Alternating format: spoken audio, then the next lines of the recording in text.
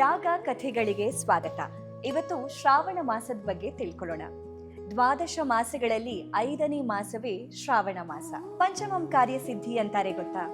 ಪಂಚ ಅಂದ್ರೆ 5, ಹಾಗೆ ಪಂಚ ಅಂದ್ರೆ ಪಂಚಭೂತಗಳು, ಪಂಚ ಪಾಂಡವರು, ಪಂಚ ಜ್ಞಾನೇಂದ್ರಿಯಗಳು, ಪಂಚ ಕರ್ಮೇಂದ್ರಿಯಗಳು, ಹೀಗೆ ಇನ್ನೂ ಹಲವು ಅಂಶಗಳಿಗೆ ಪ್ರಾಮುಖ್ಯತೆ ಇದೆ. ಇನ್ನು ಶ್ರಾವಣ ಅಂದ್ರೆ ಏನು? ಶ್ರಾವಣ ಅಂದ್ರೆ ಕೇಳೋದು ಅಂತ ಅರ್ಥ. ಅಂದ್ರೆ ಈ ಶ್ರಾವಣ ಮಾಸದಲ್ಲಿ ಜ್ಞಾನವನ್ನ ಕೇಳೋದು ಮತ್ತು ಸ್ವೀಕರಿಸೋದು ತುಂಬಾನೇ ಮುಖ್ಯ. ಪುರಾಣದ ಪ್ರಕಾರ ಹೇಳೋದಾದ್ರೆ, ಸಮುದ್ರ ಮಥನದ ಸಮಯದಲ್ಲಿ ಹಾಲಾಹಲ ವಿಷ ಬಂದಾಗ ಶಿವ ಅದನ್ನ ಕುಡಿದು ಎಲ್ಲರನ್ನ ರಕ್ಷಿಸಿದ್ದು ಇದೇ ಮಾಸದಲ್ಲಿ. ಹಾಗಾಗಿ ಶ್ರಾವಣ ಮಾಸದಲ್ಲಿ ಶಿವನ ಪೂಜೆಗೆ ಹೆಚ್ಚು ಪ್ರಾಶಸ್ತ್ಯ ಇದೆ. ಇದನ್ನ ಪಂಚಾಂಗದ ಪ್ರಕಾರ ಹೇಳೋದಾದ್ರೆ, ಋತುಗಳ ರಾಜ ವಸಂತ ಋತು ಹೇಗೋ ಹಾಗೆ ಮಾಸಗಳ ರಾಜ ಶ್ರಾವಣ ಮಾಸ. ಇದನ್ನ ಹಬ್ಬಗಳ ಮಾಸ ಅಂತಾನೂ ಕರಿಬಹುದು. ಯಾಕಂದ್ರೆ ಸಾಲು ಸಾಲು ಹಬ್ಬಗಳು ಶುರುವಾಗೋದು ಈ ಮಾಸದಲ್ಲಿ.